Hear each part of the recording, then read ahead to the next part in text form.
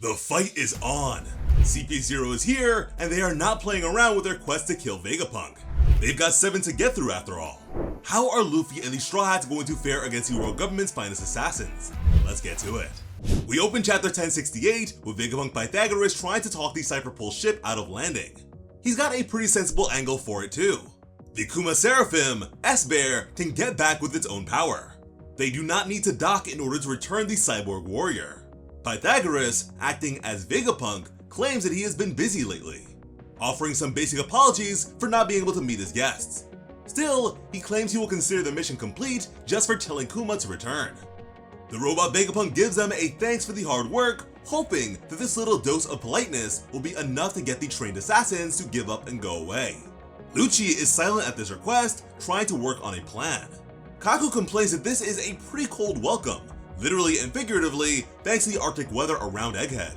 He seems truly offended that the person they have come here to kill is being mildly rude and uncooperative. Lucci is far less surprised and is instead more intrigued. It is clear that Vegapunk is sharp enough to work out that a bunch of assassins coming to visit him means that he might be about to die. He truly is the world's smartest man. Kaku continues complaining at the snail, wanting to at least come in for a cup of tea. Pythagoras is not budging, however, pointing out that G14 is nearby. They can just dock there. Surely the Marines will give Cypher Pole a warm welcome. Before the two can continue this strange politeness off, Lucci takes the Denden Mushi. He asks Vegapunk if he's got any comments on Cypher Pole's missing ships. A bunch of their comrades have disappeared in the waters around Egghead. As attached and uninterested in the mission as he looks, Lucci has done his homework. He outlines the facts sharply. A CP5 ship went missing here 2 months ago. A month after that, it was a CP7 ship. 2 weeks back, CP8 joined them. That is 3 ships full of government agents that have just mysteriously vanished in this area. And right now, there are a bunch of vicious-looking cybernetic animals circling their vessel. Lucci makes his accusation clear, adding only the thinnest veil of politeness to his question. Why hasn't one government ship made it back from Egghead for the last 2 months? That is an odd point, given how Helmeppo's ship must have docked there to bring the Seraphim from Amazon Lily back. Did Vegapunk let Sword go, or is there some kind of secret passage linking Egghead and the Marine base? Pythagoras denies any wrongdoing, claiming that all those ships left Egghead perfectly safe. Lilith interjects, yelling at Lucci to cut to the point. If he's going to accuse him of sinking world government ships, he should do it outright. Pythagoras tries to get his fellow punk to stop, but Lilith is angry at the Cypher Pole agents. She considers letting them dock so that they can see for themselves what sort of destruction the Vegapunks can do. Pythagoras groans. This is only getting worse. The wise punk ultimately takes over the transmission, turning down his sister's words. They cannot let CP0 dock. That is the end of it. Lucci pauses before accepting that, cutting off the call. Hattori coos as CP0 starts weighing their options seriously. What are they going to do now that they are not able to dock? Lucci, however, already has a plan. They are going to abandon ship. Kaku is incredulous at that, not fancying a dive into freezing cold water, but Lucci explains soon enough. They have a way to infiltrate the island directly, the Kuma Seraphim's Devil Fruit ability. That's right, this Kuma seems to have the Niku no Mi, a clear advantage over the previous Kuma pacifistas. They can just use that to get inside. Plus, a direct assault would have led to the CBs trashing their ship anyways. This makes it more of a diversion, letting their first attack be more of a surprise. But over in the Kamabaka Kingdom, the real Bartholomew Kuma is still running for the shoreline. He has pulled ahead of the revolutionaries now, even with the medical equipment still lodged in his body and dragging behind him. We see him flex his paw before activating the true Nikyu fruit. In a second, he's gone, leaving Dragon and friends behind to worry. What just happened to their comrade? Meanwhile, in Egghead's junkyard, Luffy is still trying to process Vegapunk's request to leave Egghead. It doesn't make sense to the Straw Hat. Isn't this Vegapunk's lab? His home? Why would he want to abandon that? Vegapunk muses that Egghead is indeed his home, and up until now, he had been happy to spend government money to fund his research. However, he has still been limited. Time, money, and manpower. There is always something to hold him back. He has kept going because he wants to change the world with science. Specifically, he has a dream of making free energy available to everyone. Luffy has no idea what to make of that particular dream. He just stands there, picking his nose. Vegapunk sounds dejected, muttering that Luffy clearly cannot follow him. The Straw Hat has managed to mostly keep up, however, repeating that Vegapunk basically wants to give free stuff to everyone. And that's pretty accurate. Jinbei seems to support this idea, noting that nations often wage war over natural resources, and that is enough to get Vegapunk hyped up about his dream project. He starts gesticulating, pointing out that there is energy all around them. Fighting for a few natural resources is stupid in context. The world is full of energy. The sun, the tide, the sea, it is all around them. Vegapunk jets up, posing dramatically as he proclaims he wants to make all that energy available as raw power. He is convinced it is possible, and once humanity reaches that point, it will end such petty wars. Luffy seems resoundingly unconvinced even now. Vegapunk is shocked that he still doesn't seem to care. Luffy disagrees with that though. As far as he's concerned, it is great that Vegapunk wants to help people. All the same, he's got no interest in being a hero, and helping Vegapunk do all of that sounds pretty heroic. Plus, none of this answers the question Luffy started with. Why does Vegapunk want to leave Egghead? They've gotten off track here. It's weird to see Monkey D. Luffy be the one keeping a conversation focused and productive. You'd figure he'd be the first to get distracted. Vegapunk, however, manages to explain how this all fits together. His interest in energy led him to research the ancient robot's power source. He was curious about how it could have worked. How much could his science advance if he understood everything about that ancient kingdom? Plus, with Clover dead, he also felt some responsibility to further Ohara's will. That just pushed his own forbidden research even more. This makes sense as a reason for the world government to suddenly silence Vegapunk. He has gotten too close to the truth with his research. But it raises one massive question. How did they know about his work? The junkyard is a secret after all. The logical answer would be Cypher Pole, but Lucci told us CP ships have been getting wrecked whenever they draw close to Egghead. The spies are probably not behind this. Does Egghead have some other traitor, feeding information to the 5 Elder Stars? It's a moot point for now, as an explanation hits some distance away from the junkyard. Everything shakes, rattling with the force of this impact. This accentuates Vegapunk's point. He really does know too much, and the government wants him erased, just like Ohara. The master scientist muses that the explosion is likely CP0's work. Luffy has forgotten who that is. When Vegapunk explains that they are the direct subordinates of the Celestial Dragons, the Straw Hat mutters that he thought they were called CP9. Jinbei explains that CP0 stands above the rest of the world government spies. He notes that historically, its agents have always been heralds of catastrophe. I mean, they did show up on Dressrosa shortly before Doflamingo's fall. They met up with Orochi right before he kicked the bucket. That really does seem to be a pattern. Though it's allies of the world government that keep going down wherever they arrive. They are a bad luck charm at this rate. Still, they're happy to have arrived on Egghead. Or rather, Kaku is happy. The Giraffe Man is someone who appreciates his surroundings. Lucci and the others are just standing there, stone-faced, while Square Nose nerds out about this city of the future. The lab assistants don't seem happy to see CP0. There is a chorus of muttering as they work out how bad the situation is.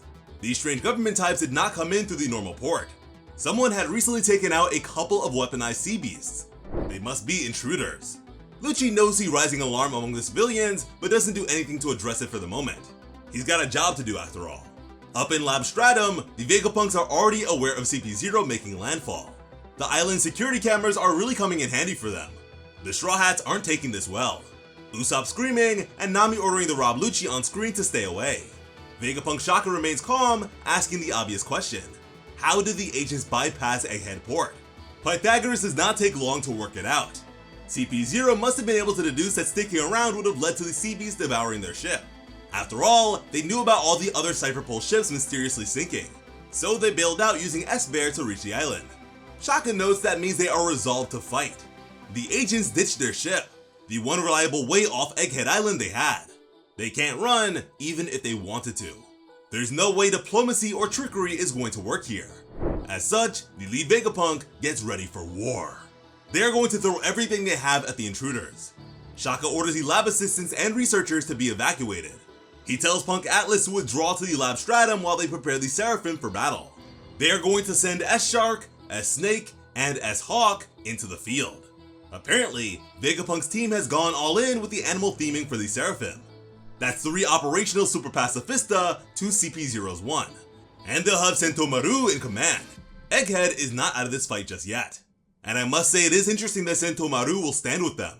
Back in the junkyard, Vegapunk repeats his request to Luffy. He still wants the Straw Hat to take them out to sea. He pleads with the Straw Hat captain, promising he won't even take long to pack. Luffy complains that they are not going on a field trip. Jinbei notes that Vegapunk suddenly going missing would be a catastrophe in its own right. All the same, Luffy is content to accept the scientists aboard the Sunny for one key reason. He's got a funny shaped head. Chopper is shocked at how easily Luffy ended up accepting the new passenger. It should probably take a little bit more screening than that. However, this simple reasoning is good enough for Vegapunk.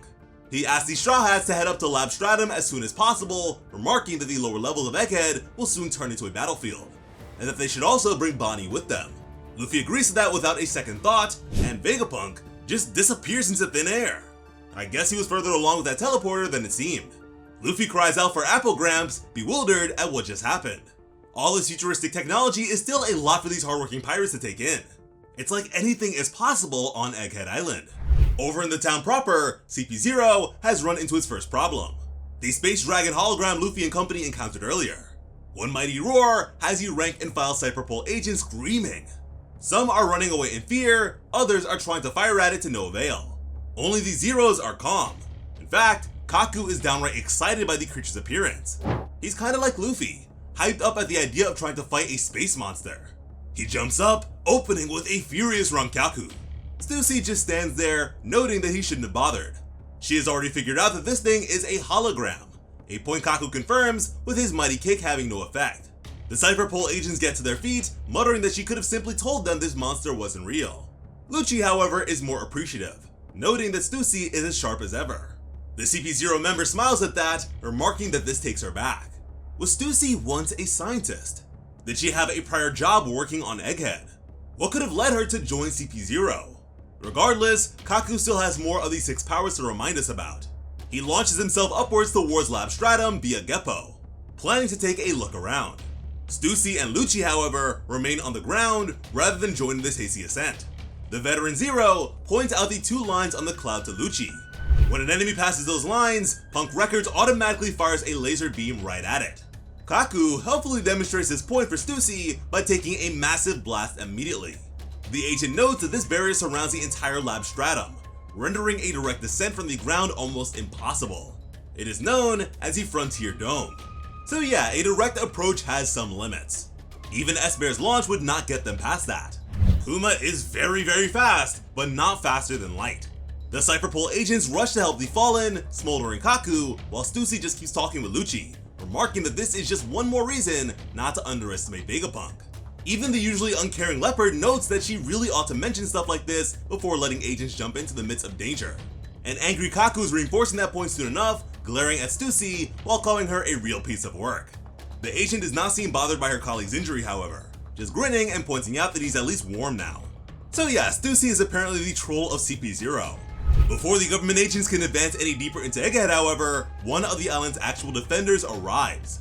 Dr. Vegapunk Atlas charges across the town towards the intruders, yelling at them. No one other than her is allowed to cause chaos on Egghead. The lab assistants cheer her arrival, crying out Atlas's name. They've got a chance to see the wrathful Punk in action. However, their cheers are enough to get Stussy's attention. She reminds her colleagues that Atlas is one of the Vegapunks. She is a target for the group. Back in the control room, Shaka is yelling into the transmitter. For once, the punk seems worried. He tells Atlas to get out of there. He's convinced she will not stand a chance against the CP0 agents. Atlas is not willing to listen, however.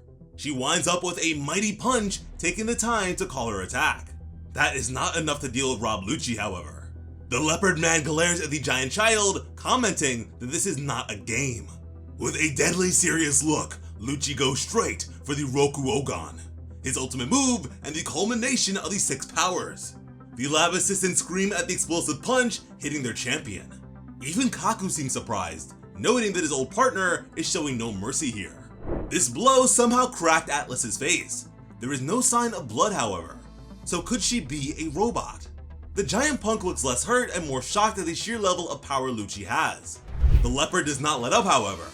His enemy being injured is not the same as being defeated.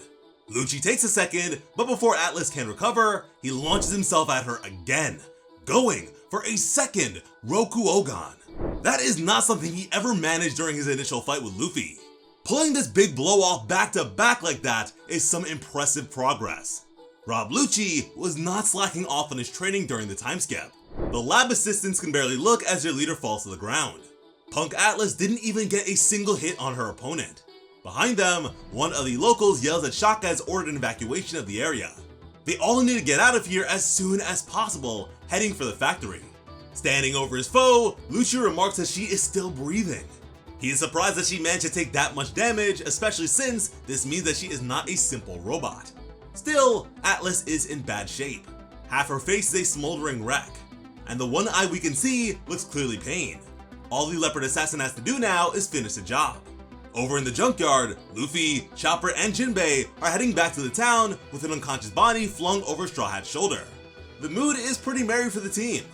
They've got a new traveling companion, and he is a cheery old apple-headed grandpa. As soon as they are through the hollow wall, however, they arrive at the scene of the fight. Atlas is on the ground, with Lucci standing over her.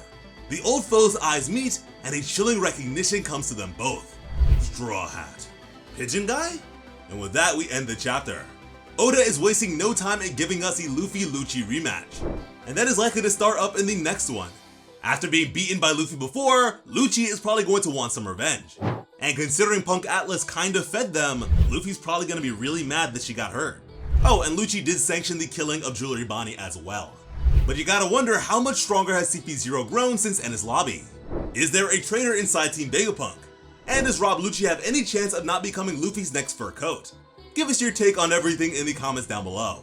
As always, I'm Sliceable Otaku. Thank you all so much for watching and have an awesome day. I love you.